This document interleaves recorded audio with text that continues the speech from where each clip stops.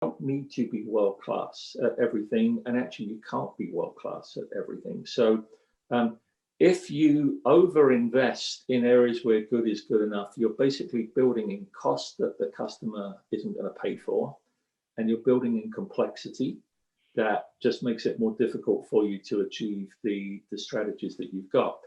And the real price you pay is you're actually starving yourself of funds to invest in the third bucket, which is I try and get business leaders to tell me what are the 2 or 3 things that your business needs to do brilliantly in order to win. So when you're talking to potential customers and you're talking about, here's why my company is different, what are those 2 or 3 things that you think really set you apart, and provide that competitive advantage.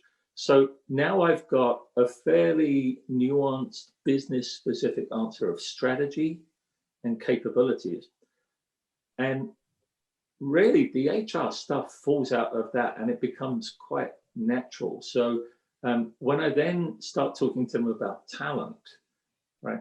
Talent for me are the people who are really, really good at whatever your company needs to be really, really good at in order to win. So great for you if you've got a whole, world of talent that does this, but it really doesn't matter if the company wins by doing that.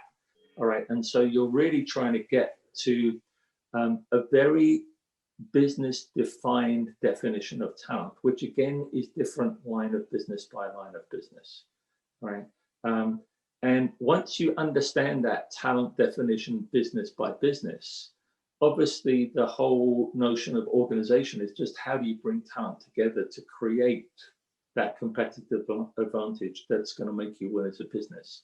And so that that logic of strategy, capabilities, talent, organization, I have found is actually quite a good way of making sense of different businesses. And then you can sort of pull it together and say, well, how much of that is shared? How much of that is different?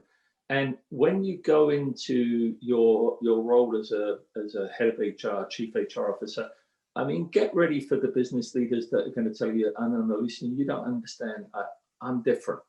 Well, actually, I do understand because I've gone through this line of logic, and you're maybe not as different as you think that you are.